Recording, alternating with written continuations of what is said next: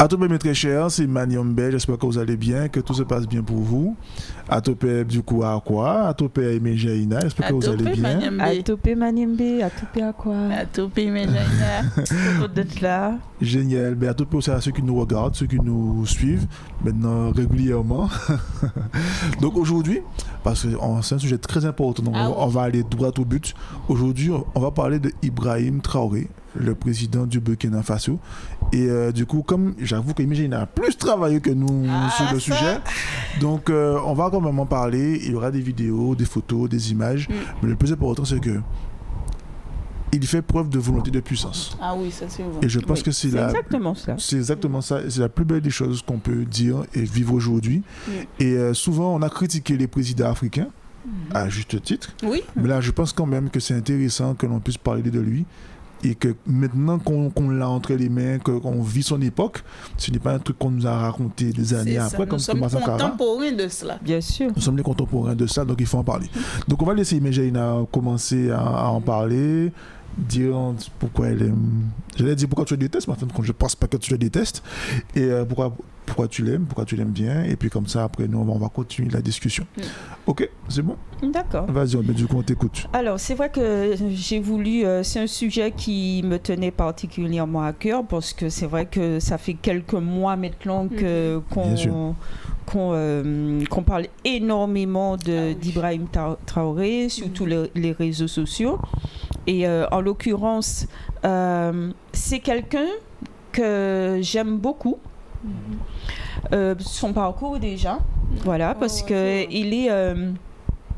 c'est vrai on sait qu'il est militaire, mais à la base, il a une formation de géologue. Voilà, il a fait des études de géologie, donc ça il faut le savoir. Mais il n'a pas continué dans cette branche-là, donc il s'est engagé dans l'armée. Donc aujourd'hui, il est capitaine, donc c'est le capitaine Ibrahim Traoré, qui a pris les rênes du pays.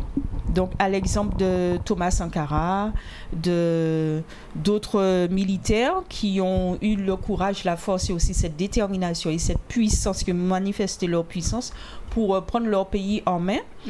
Et qu'est-ce que je peux lui souhaiter? Véritablement une très très très longue vie à Ibrahim Traoré. Parce que maintenant, pour nous, c'est un exemple à vivre. Pour nous qui vivons dans la Caraïbe, c'est un exemple à suivre, du moins pas à vivre, mais à suivre. Pourquoi? Parce que ce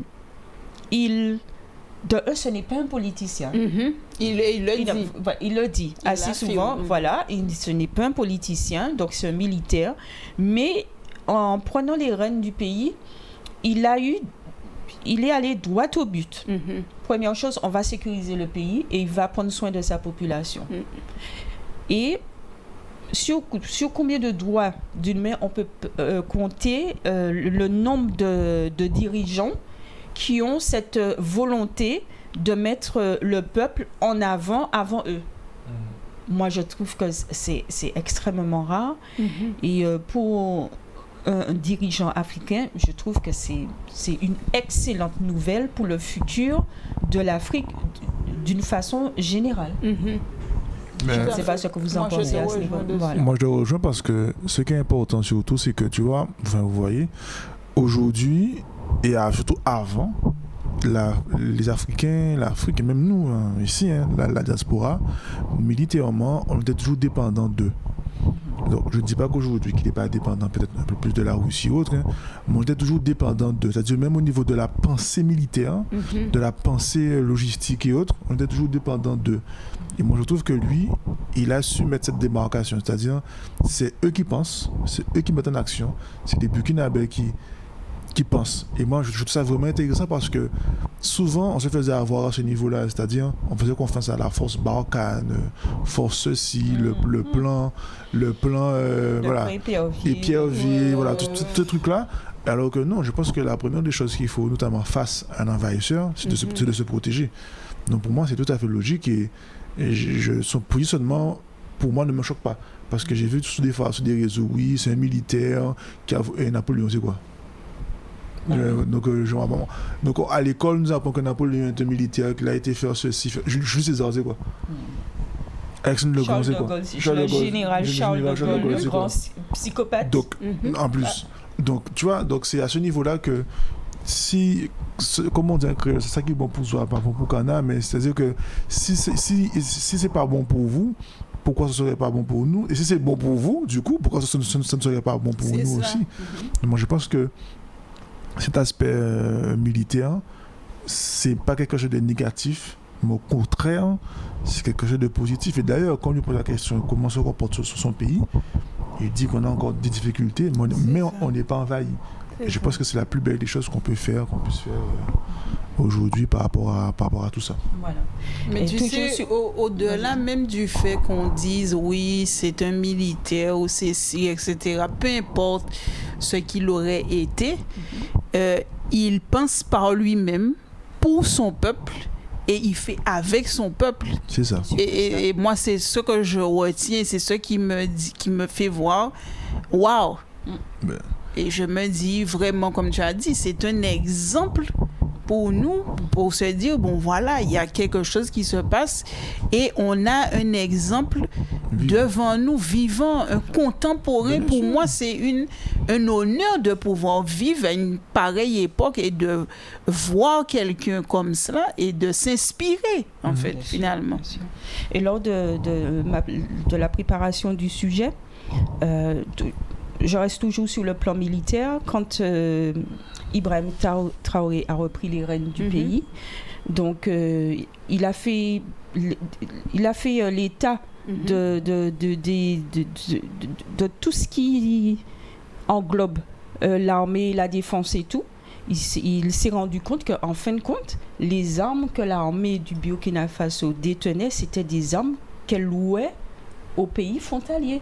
Donc le Burkina Faso louait des armes et en plein combat, quand la date limite de location, c'est une location, des armes arrivaient, les soldats se retrouvaient démunis, donc sans armes, face à l'envahisseur qui continuait à les massacrer. Donc là, on ne peut plus continuer comme ça. Donc la première chose qu'il a fait, il a équipé son armée, il a acheté du matériel, des armes dernier cri. C'est vrai, certes, il y a encore des choses à faire, mais il a équipé son armée et il a augmenté le salaire des soldats. Donc, c'était aussi pour les motiver. Bien sûr. Et il a fait appel aussi à des volontaires. Donc, pour lui, c'était fixé à 50 000 volontaires pour pouvoir avoir une armée... de stable. Voilà. Alors, il y a 90 000 jeunes qui se sont présentés parce qu'ils ont compris l'idée d'Ibrahim Traoré, sa philosophie et aussi sa volonté de voir le peuple burkinabé sortir de ce chaos qu'a installé la France. Donc il faut le rappeler. Hein. Tu vois ce que tu dis par rapport à la location, c'est toujours le principe de l'occidental. Hein. C'est toujours le principe de l'occidental en fait, la location. Parce que quand le FMI te prête de l'argent pour pouvoir te développer, c'est un prêt. Hein. Ça reste en gros, tu loues de l'argent et quand tu n'as plus d'argent, le FMI te dit au fait, tu t'en veux encore d'autres? Ben oui, parce que tu dois te développer. Donc du coup, tu te retrouves encore à faire un prêt. Tout à fait. Donc c'est toujours de la location. Donc moi je dis que ce que tu dis, ce qu'il a fait, c'est quelque chose de formidable parce que même Théophile Obenga le dit, hein, souvent il le dit, c'est vrai qu'on écrit des livres, mais on devrait aussi avoir une bombe nucléaire ou bien une arme nucléaire. Parce que face à l'autre, ben si tu veux répondre, si tu veux continuer à avancer, moi je dis que Poutine, Macron, ce sont juste des généraux de leur pays, sauf qu'ils mettent des costumes. Parce que aujourd'hui, pourquoi tout le monde a peur de Poutine, c'est parce qu'il a une bombe nucléaire qui s'appelle Satan 1, Satan 2, Satan 3. C'est pour ça qu'on a peur de lui dans le fond. C'est tout le monde sait que si on l'embête, ben, il va faire péter un truc et te fait disparaître. Donc pendant un moment, les États-Unis, tout le monde avait peur de pendant un moment parce qu'ils avaient des porte-avions à tir-larigot, ils pouvaient t'attaquer à n'importe quel moment. La Chine, qu'est-ce que la Chine a fait? La Chine s'est dit, ah bon, c'est des porte-avions. Tous les 15 mois, la Chine met un porte-avions à l'eau depuis au moins 6 ans. Là. Donc imaginez le nombre de porte-avions que les Chinois ont. Les Indiens ont dit, ah bon, c'est ça. On devient la 3e puissance militaire aussi. On vient donner des armes. Donc la France était contente de vendre des armes à l'Inde parce que du coup, c'était de l'argent pour eux. Mais ils n'ont pas vu que les Indiens se sont armés en fin de compte. Aujourd'hui, l'Inde, tu ne peux plus faire ce que tu veux avec les Indiens. Donc je pense que face à quelqu'un qui n'a pas de morale, il ne faut pas avoir de morale à ce niveau-là en tout cas. Et comme le disait le professeur Moutoundé, l'amour, ce genre de choses, ça ne tient pas quand celui qui est en face de toi, il n'en a pas pour toi. C'est juste, entre guillemets, pour ne pas être très loin, c'est juste qui a la plus grosse l'un par rapport à l'autre, c'est tout. Mais c'est ne pas trop mais voilà. ça. Oui, on l'a compris. Mais c'est ça, c'est qui a la plus grosse, parce que l'autre, il ne fonctionne que comme ça. Mais l'esclavage, c'est quoi? Mais c'est C'est ça. parce qu'il y en avait plus que toi. La colonisation, c'est quoi? C'est parce qu'il y avait plus que toi. Donc maintenant, il faut qu'on arrive aussi à ce niveau-là et qu'on puisse s'armer aussi et être au même niveau qu'eux et pouvoir les regarder dans les yeux. C'est aussi simple que ça. Donc voilà. En parlant de là je vais passer à un autre sujet.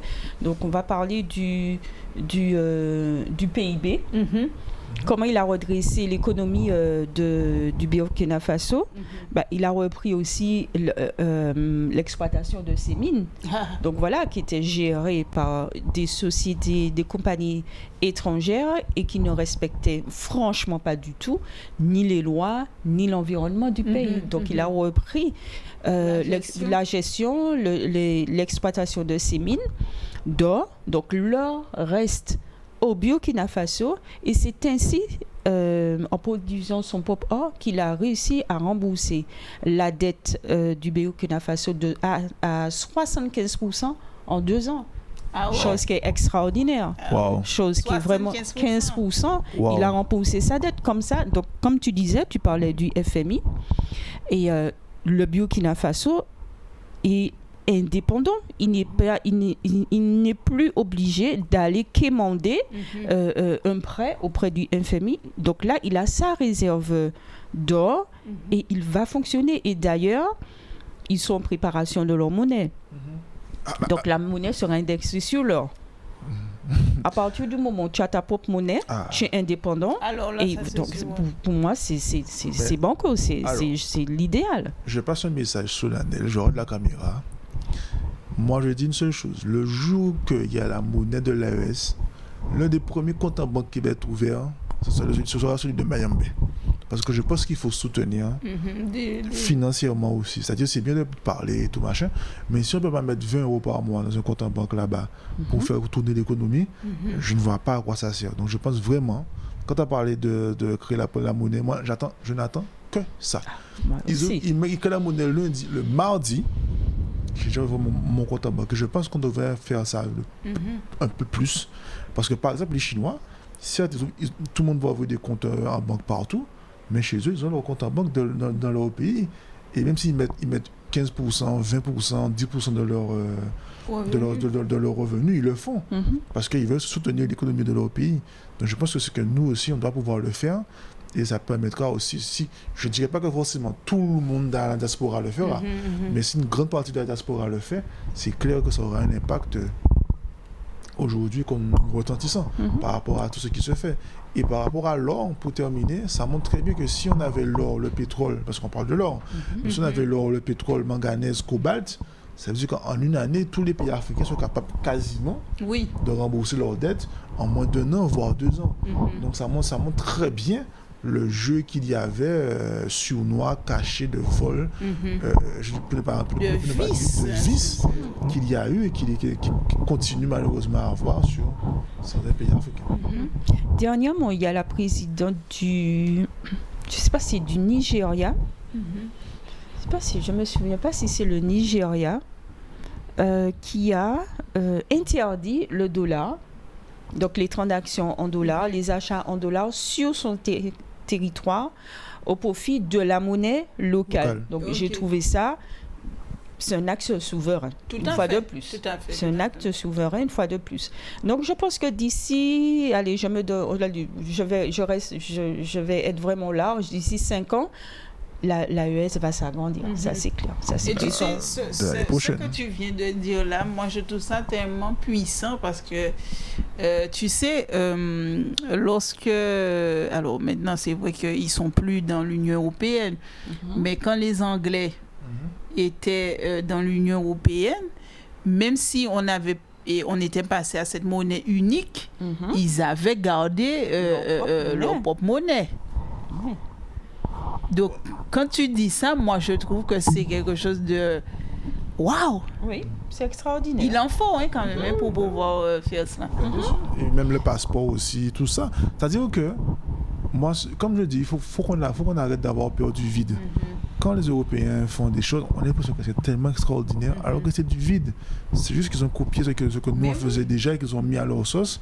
Et à coup de fouet, de bateau, de colonisation, d'esclavage, on pense qu'ils ont tout fait, mais en fin de compte, rien en fin de compte. C'est nous qui avons tout fait. Donc il faut qu'on revienne et qu'on arrête d'avoir la peur du vide.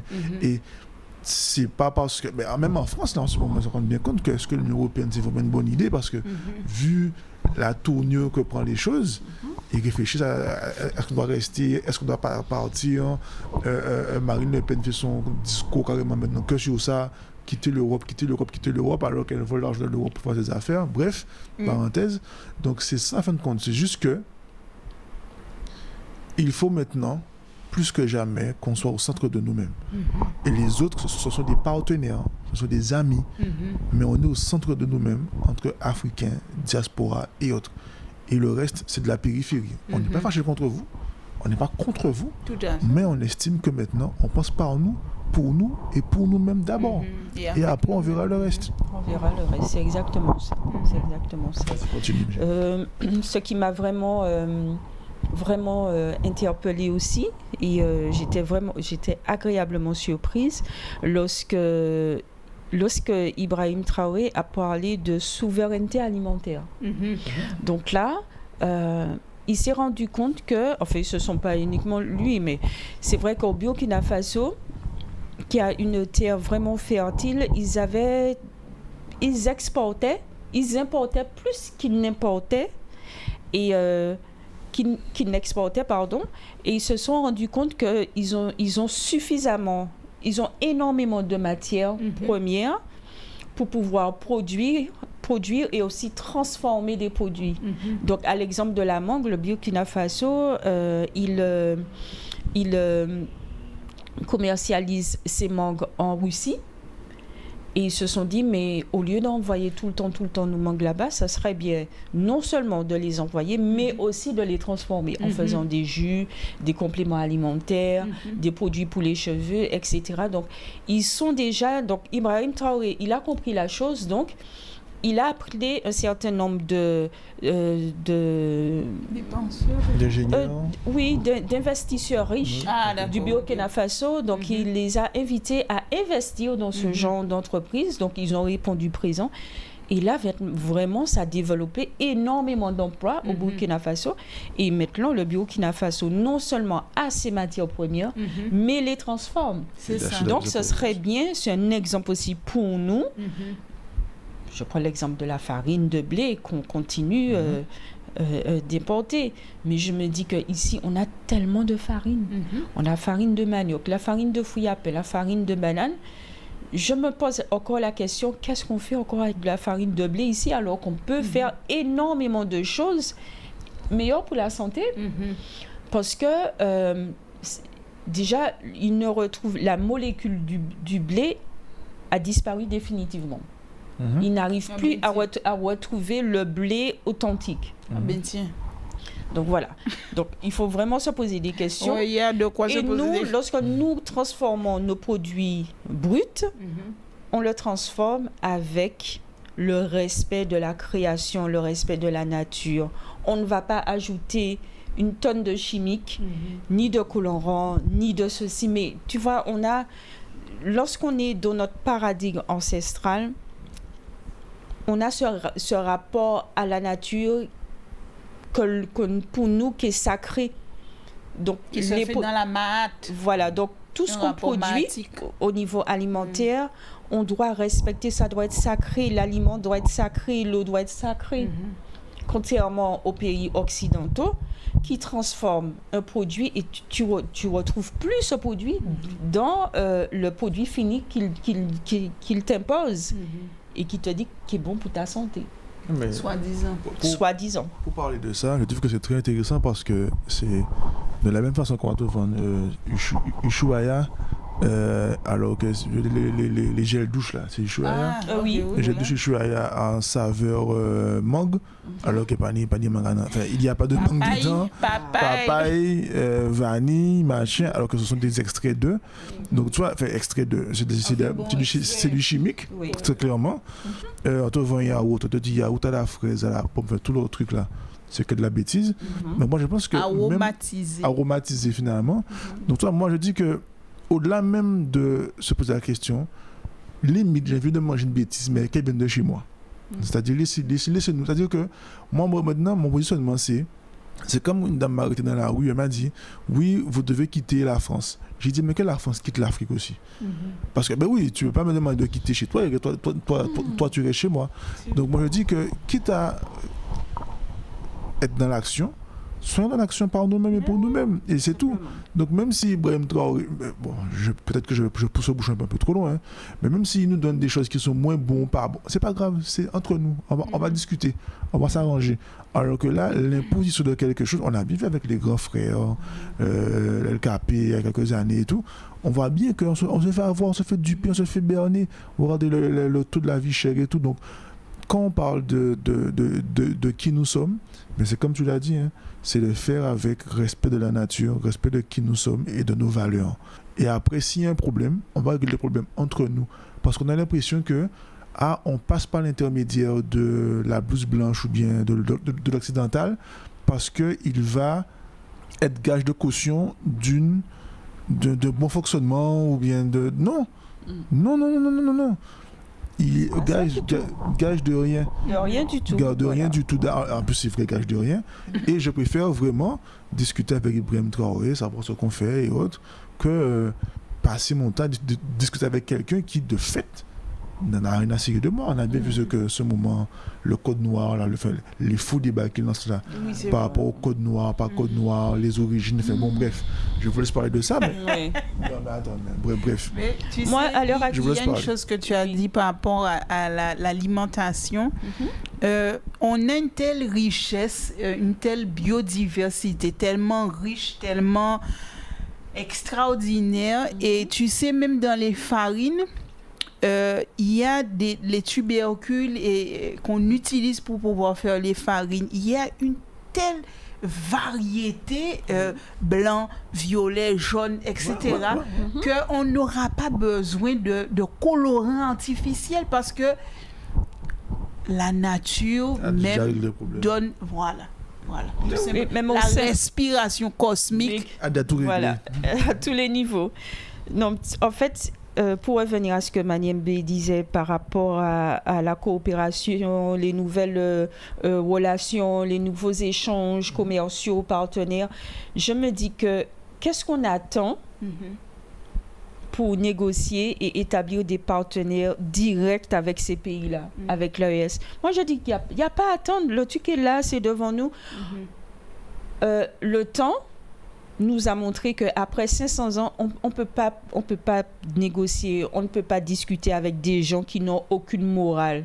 Là, je parle en l'occurrence de la France. On ne peut plus continuer à négocier, à commercialiser avec ces gens-là. Donc, si on veut notre pleine souveraineté, de un, on se débarrasse d'eux, tout simplement. On gère notre pays. On a tout ce qu'il faut pour nous en matière alimentaire, énergétique et échanges commerciaux. Et il y a des gens, il y a des pays qui attendent que ça pour pouvoir négocier avec nous. Et je pense que ça serait très, très bien. Il faut, très sincèrement, je regarde la caméra. Il serait temps de retrouver notre indépendance souveraine, ancestrale et se défaire totalement et définitivement de la France. Je l'ai dit aujourd'hui. Tu vois, quand tu dis ça, et même quand on parle de ça, il a dit avant, lui, il écoutait France 25, RFI, tout ça, patata. Mais moi, j'ai envie de dire, ce qu'il a dit est super intéressant parce que, pour moi, il y a des axes clairs pour construire une nation. Et l'accès à la communication et au savoir, c'est l'axe la plus importante pour moi. Parce que la communication, le savoir, c'est quoi? Le savoir, si on te dit, tu es noir, mais on te dit, nos ancêtres, les Gaulois. Vous voyez déjà le problème. Et la communication, c'est quoi? c'est que même quand on est en cours, des fois, Kalala, quand il est de son premier voyage, Kalala, des fois, il nous montrait des choses qui étaient sur YouTube, qui étaient sur Internet, mais comme on n'avait pas accès à la communication, à ces éléments-là, on se disait, mais attends, devant moi, devant nous, mais non, c'est pas normal en fait. Donc du coup, je pense que ça aussi c'est un axe très important, le fait d'avoir banni France 24, RFI, je sais pas trop quoi à la fin, c'est quelque chose de magnifique parce que finalement, quand tu discutes, tu n'as plus le temps de discuter de Marine Le Pen a dit, je sais pas. Sarkozy a dit. Voilà. Tu penses qu'à toi en fait. Ben oui. Il serait temps qu'on pense à nous et qu'on fasse les choses pour nous et par nous. Par nous-mêmes. Et c'est très très important. Je ne suis pas fou. Allez dans n'importe quel magasin chinois, Guadeloupe, Martinique, même Paris. Ou aura de qu'est-ce qui se passe à la télé. Ils auront leur chaîne. Oui. Ils écoutent leur musique. Et ils parlent leur langue. Ils parlent leur langue. L'enfant a 7 ans. Ils parlent leur langue. L'enfant a 7 ans. Un lundi matin, il devait être à l'école. Il a quelle langue il parle? Il parle le mandarin, il parle pas. Ah ben non. Donc je pense que cette souveraineté-là aussi, il faut en parler. Oui. Je ne dis pas que nous devons nous couper du monde, machin. C'est pas ce que je dis. Mais je dis, mais avant de parler des autres, parlons d'Ibrahim Traoré, parlons de l'AES, parlons de la monnaie, parlons de tout cela, au lieu de parler de choses qui ne nous intéressent pas, et surtout de personnes qui n'ont rien à cirer de nous. Je rappelle que le code noir n'a jamais été aboli. Ça veut dire que techniquement, là, qui est le Premier ministre? Bayrou peut venir remettre le code noir, il est déjà là. Mais oui, c'est déjà là. Il peut faire, hein. Oh bon les gars, tu as un meuble. C'est toujours là. Donc je pense qu'il faut qu'on soit sérieux et connaître cette rupture de paradigme. Oui, définitivement avec toutes ces personnes et qu'on aille de l'avant maintenant, qu'on ait une rupture nette, c'est-à-dire tu sais Maniembe, qu'on donne un coup de hache entre eux et nous. Alors que c'est pas violent, mais vous avez compris. Oui. Séparation. Désolé. Une séparation définitive. Tu sais Maniembe et à quoi ce que j'aime dans l'ère d'Api, ce que eux ils appellent l'ère du verso, c'est que Api nous montre véritablement le visage de ces gens-là. Et le truc est en grand, c'est diffusé H24 toute la journée. On vous montre par A plus B que ces personnes-là, elles sont perverses, elles n'ont aucune morale. Pourquoi continuer à dealer avec ces gens-là? C'est plus possible. Ce n'est plus possible. Surtout dans cette ère. Surtout dans cette ère. Voilà. Et en plus, la France est en déclin. Nous assistons au déclin de la France, à la chute abyssale de la France. Est-ce qu'on va rester là à blablater et rester dans notre petit confort et chuter avec la France? Ou bien est-ce qu'on fera véritablement manifester véritablement notre volonté de puissance? Il faut qu'on passe à l'action définitivement. Et pour ça, avant de passer à l'action, il faut aller à la connaissance. Parce que si tu veux agir, il faut savoir comment, avec quoi et à partir de quoi. C'est cela. Donc c'est très très très important. Nous faisons déjà ce travail-là. On récupère la connaissance et on agit déjà, contrairement à ce que beaucoup de personnes me disent. Ils me disent, oui, mais vous êtes à Niger, vous avez des cours, vous ne faites rien. J'ai dit, qu'est-ce que tu entends par ne rien faire? Ah non, mais je ne sais pas, je ne vous vois pas dans la rue. Je dis, dans la rue? Pourquoi faire dans la rue? J'ai dit que nous, on met en place tellement de choses. C'est pas parce que vous ne nous voyez pas dans la rue, ni dans la rue, ni à la télévision, mais sachez que à Niger, nous sommes dans l'action, véritablement. Tout ce que tu dis, ça me fait tellement rire parce que une dame est venue à Niger. Non, j'étais en train d'acheter un meuble et on discute. Elle me dit oui, pour moi, à Niger, on n'existe plus et vous faites rien. Mais c'est vrai que depuis l'ère d'Api, alors je regarde. Je lui dis alors on fait rien, mais tu me parles de l'ère d'Api, Magère, tout ça. Où t'as entendu ça? Ah ouais, effectivement, je t'ai vu dans une vidéo avec une fille. J'ai dit, donc du coup, on n'existe pas, mais t'écoutes nos vidéos. Bon. Et du coup, et je lui ai dit, tu sais, il y a une chose qu'on ne nous a pas appris, ou non, qu'on nous a enseigné, c'est que faire du bruit, on pense que faire du bruit, c'est avancer. La terre tourne sur elle-même, elle fait du bruit. Quand tu respires, ça fait du bruit. Tu sais qu'un arbre, ça parle. Ils font du bruit. Est-ce que tu entends? Tu entends? Quand l'air qui est devant toi, que tu ne peux pas toucher, que tu ne peux pas prendre dans tes mains, ça fait du bruit. Et pourtant, ça continue. Un nuage, il fait du bruit. S'il ne peut pas, s'il n'y a pas de tonnerre, le nuage, il fait du bruit.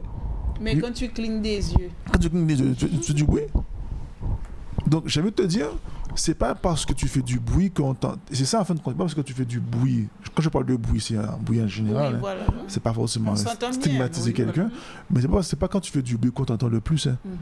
Lui dit, regarde, depuis que tu es là, je parlais avec elle, combien de personnes qui m'ont arrêté?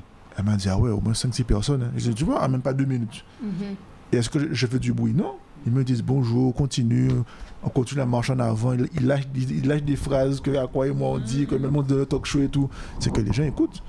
Tu vois, et je vous dis, c'est ça le plus important. Le plus important, c'est que tout ce qui avance ne fait pas forcément de bruit. Et d'un point de vue, on va dire, de notre spiritualité, c'est ce qu'on appelle le silence mahatique. C'est-à-dire que Mahat, elle est là, mais elle ne fait pas forcément de bruit, Mahat. Mais oui, tout simplement ça. Elle est tout simplement là. Pas besoin de faire du bruit, parce que quand tu prends une décision, tu penses à qui? Quand tu veux créer quelque chose, tu penses à qui? Quand tu veux réguler, tu penses à qui? Quand tu veux aller de l'avant, tu penses à qui? À Mahat. Donc il y a aussi ce qu'on appelle le silence de Mahat. Donc je lui dis, je t'invite à travailler sur ton silence pour pouvoir avancer. Et là, elle m'a regardé. Elle m'a dit, ah, tu me clashes, tu vois. Je dis, non, mais ça s'appelle de la méditation interne. Méditons de manière interne. Et toi, et c'est un peu, bon, Ibrahim Traoré, on en parle parce qu'il est président, on le voit et tout, machin. Mais et toutes les personnes qui travaillent avec lui, finalement, ce silence que nous, on ne voit pas. Nous, on le voit, lui, mais tous ceux qui sont derrière lui, qui forment une forme de silence quelque part, mais qui le poussent, on ne le voit pas. Donc, il faut prendre conscience que ce n'est pas forcément du bruit qui fait que tu avances. Le silence aussi, ça avance. La preuve, maintenant, il y a même des voitures qui ne font pas de bruit. Et quand tu arrives près de toi, tu les vois au dernier moment. Donc, tu es surpris. Donc, il faut qu'on arrête. Il faut qu'on redevienne maintenant des hommes de la réflexion interne, du silence interne et de la parole juste. Parce que malheureusement, et c'est pour ça que j'apprécie vraiment Ibrahim Traoré, il ouvre des écoles avec de haut niveau scientifique, technologique. C'est-à-dire, et ça ne fait pas de bruit, ça. C'est-à-dire, tu ne le vois pas forcément tous les jours. Mais ça veut dire que lui, il sait que dans 5 ans, dans maximum 5-10 ans, on va dire, il est bardé d'ingénieurs, il est bardé de médecins, il est bardé de ceci, de cela. Qui sont formés au Burkina Faso. Donc, c'est très important. Et qui ont un niveau, je vais mettre des guillemets, international. Donc, on peut les confronter à n'importe qui. C'est ça. Et moi, je dis, c'est cela, en fin de compte, le vrai bruit. C'est ce bruit que tu n'entends pas, mais une fois qu'il arrive, qu'il est devant toi, tu te dis, mince. Tu te retrouves devant le fait accompli. Et dernière chose, un cyclone, ça fait du bruit, mais quand il arrive, qu'on appelle ça, un tsunami, ça fait du bruit, mais quand il arrive. Voilà. Donc, il faut qu'on soit conscient de ça et qu'on soit des êtres d'introspection et qu'on puisse avancer en mettant nos pions et qu'on avance tranquillement. Ça ne sert à rien de crier sous les toits. On va faire, on va marcher. On n'a qu'à faire. On fait. En fait, je pense des fois aussi, il faut apprendre à, comme tu as dit, s'intérioriser et prendre le temps de faire les choses sans pour autant... on n'a pas besoin d'être... bouillant. Ouais, voilà, c'est ça. C'est exactement. Il faut vraiment être dans l'action. Et pour revenir à ce que tu disais, Maniembe, en termes d'ingénierie, donc ce que Ibrahim Traoré a fait au niveau de la santé de sa population, donc il a construit aussi des hôpitaux. Mobiles en plus. Voilà, des hôpitaux mobiles et aussi un grand hôpital avec tout le matériel, tout ce qui concerne les scanners, les IRM, de dernière technologie. Et en plus, il a fait de cet hôpital-là un centre de recherche. Un centre de recherche, donc les médecins, les ingénieurs, donc tout le monde sera formé sur place. Et c'est un hôpital, mais qui est gigantesque. Donc voilà. En moins de 3 ans. En moins de 3 ans, il a réussi. En moins de 3 ans, il a réussi à mettre en place des établissements de santé pour la population. Donc, avec le matériel qu'il faut, avec les médecins qui comprennent le peuple. C'est ça. Parce que notre problème aussi, ici, c'est que mais j'irai droit au but.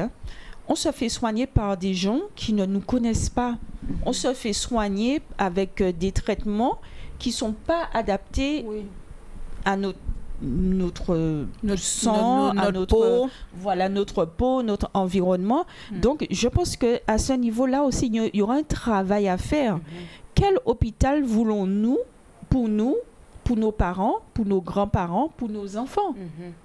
Vous avez vu le film Fanon? C'est très important. Vous l'avez pas encore vu? Moi, je ne l'ai pas encore vu. Fanon, oui, je l'ai vu. Tu as vu? Oui. Bon, ben, comme on est deux, on va le voir. Non, blague à part, ce que tu dis, ça me parle parce que dans le film Fanon, c'est ce que j'ai apprécié.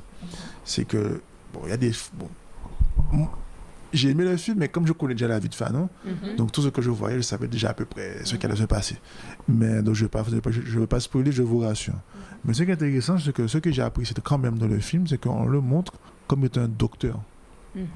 Parce que souvent, quand on parle de nous, désolé, mais Zayen, c'est assez violent, voilà. Quand on nous montre, c'est souvent dans des cases. Mais là, il était docteur. Et il a révolutionné la médecine en Algérie. C'est en Algérie, ouais, en Algérie. Oui. Donc, du coup, ça, pour moi, c'est très intéressant, du coup, parce que, et même, bon, je ne vais pas spoiler, mais sa méthode, sa façon de faire, le fait d'ouvrir les portes, enfin, bon. Et avant de commencer, il a observé ses patients. Donc, il s'est attaché à la culture aussi. Oui. Il a fait des personnes qui parlent leur langue venir. Bon, je ne vais pas trop spoiler, mais vous allez voir. Il a fait des gens qui parlent la langue des Algériens venir. Parce que c'est comme... je ne sais pas comment dire ça, parce qu'à part dans les insultes, mais... C'est comme si quelqu'un te dit en insulte, tu es un fils de... Voilà. Moi, j'ai grandi en Guadeloupe, ça ne me fait absolument rien. Mais tu me dis le mot magique, là. Je ne peux même pas le dire. Alors que la majorité des gens... Bon, voilà, vous avez compris. Mais d'un seul coup, je m'énerve. Ça montre que la langue crée une culture, crée un sentiment en toi. Donc, si quelqu'un a en plus un problème psychiatrique ou même une maladie quelconque, mais c'est comme ma grand-mère. Ma grand-mère me dit, « je sens que mon foie me brûle. » Mais son foie ne la brûle pas, en fin de compte. Mais brûler, ça veut dire quoi pour nous, tu vois? Donc, toutes ces phrases-là, ces tournures de phrases, ce n'est uniquement quelqu'un qui est dans notre paradigme qui peut le comprendre. Donc, c'est pour ça que moi, je parle tout le temps de rupture épistémologique et de rupture de paradigme. Parce que tu ne peux pas comprendre quelqu'un si tu n'es pas dans son paradigme, en fin de compte. C'est tellement vrai. Tu vois? Et le fait d'avoir des médecins de chez toi et autres, et pas des médecins qui travaillent pour les lobbies pharmaceutiques, ça fait que d'un seul coup, la personne te voit autrement, elle te comprend autrement, elle te dit, attends, là, ça te brûle, donc il sait de quoi tu parles, tu vois. Et je pense que toute cette spécificité, il faut en prendre compte, il faut le prendre en compte. Qui plus est, moi je pense que notamment dans la partie psychiatrique, parce qu'il faut qu'on se fasse soigner de tous les traumas qu'on a eu par rapport à l'esclavage, tout ça. C'est uniquement des personnes comme nous, comme Fanon et autres, qui ont grandi dans le placenta, dans la matrice. En la lion d'âge là. Voilà, dans l'environnement, qui peuvent le faire. Et ça revient à ce que je dis tout le temps, par nous-mêmes, pour nous-mêmes et avec nous-mêmes. Il ne faut jamais attendre de l'autre pour pouvoir le faire. Ok. Bon, ok. Donc on passe au dernier point et après c'est bon. Alors le dernier point, c'est en matière énergétique. Donc comment il a réussi à amener l'électricité dans les villages les plus reculés. Donc c'est toujours en train de se faire. Donc il a installé des panneaux solaires, il a construit des barrages hydrauliques. Donc tu vois, donc je sais pas, mais en moins de 3 ans, mettre autant de révolutionner, chambouler un pays. Un jeune, il ne faut pas oublier que lorsqu'il est rentré en fonction en octobre 2022, il avait que 34 ans. Le même âge que Thomas Sankara avait aussi, quand il avait pris les rênes du pouvoir. Donc, ce qui démontre que... 3-4. Encore. Et la matière. L'esprit et la matière, donc c'est magnifique. Donc, bon, ceux qui savent, regardez les vidéos de l'Institut d'Histoire à Ninja ou bien inscrivez-vous au cours. Voilà, c'est dit. Donc voilà, donc non seulement il s'est occupé de l'économie du pays, de la sécurité du pays, de l'indépendance alimentaire de son pays et en matière d'énergie, permettre à tout un chacun de bénéficier de cette énergie. Donc, pour moi, Ibrahim Traoré, c'est un exemple à suivre. Et il faudrait que nous, même s'il y a quelques milliers de kilomètres qui nous séparent, que nous soyons, qu'il soit un exemple à suivre définitivement et que Je fais un appel. Toutes les personnes qui sont au Burkina Faso et qui auront cette vidéo, manifestez-vous dans les commentaires et je vais vous contacter personnellement. Oui. Moi, j'ai pas de... On n'a plus le temps. Vous vous manifestez. Même si vous n'êtes pas du Burkina, vous connaissez, il n'y a aucun problème. Voilà. On fait fonctionner le réseau. Faites-vous voir dans les commentaires et on va activer la chose. Non, à ce niveau-là, moi je suis... Oui. Il n'y a pas... Oui. Donc, on tranche. On tranche, point. Moi, c'est tout. Oui. Donc, comme je disais, faisons preuve de volonté de puissance à l'image d'Ibrahim Traoré. Je suis d'accord. C'est tout simplement ça. Oui. Parce qu'on a et l'âme fatale que nous avons, c'est la connaissance. Surtout. Et on continue d'attiser, déguiser notre arme à double tranchant. Et on y va. Moi, comme mot de fin, je vais juste dire un seul mot, géothérapie. Mot de fin? À quoi? Moi, j'ai même pas les mots. Quand je n'ai pas les mots, je dis puissance. Ah, mais puissance. En gros caractère, en bien gras. Puissance. Géothermie. Oui. Puissance en capital. Oui, puissance. En tout cas, mes très chers, c'est fait un vrai bon moment parce qu'on en parle de nous-mêmes et pour nous-mêmes. Donc, ceux qui sont arrivés jusque-là, merci à vous. Oui. Mettez des commentaires, mettez des likes, mettez Je suis lié au divin, mettez Afrique égale puissance, mettez toutes les phrases que l'on met d'habitude. Mais surtout, Ibrahim Traoré, un exemple à suivre. Un exemple à suivre. Mais mettez tout simplement Ibrahim Traoré avec le drapeau, si vous pouvez, du Burkina, ce serait bien. Parce que je pense que maintenant, il faut qu'on fasse une seule chose, qu'on continue la marche en avant. Donc voilà, mes très chers. Vas-y, dis-moi. Tout dernier mot à rajouter, ça me vient comme ça vraiment dans le cœur. J'ai une pensée particulière pour Kalala Moutoundé, parce que je pense que, très sincèrement, j'ai l'impression qu'il accompagne aussi Ibrahim au quotidien dans ses actions. À tout paix. À tout paix. C'est vrai, tu as tout à fait raison. Tu as tout à fait raison. En tout cas, mes très chers, merci à vous. Et comme je dis tout le temps, on fait une seule chose, on continue la marche en avant. À tout paix, mes très chers. À tout paix. À bientôt.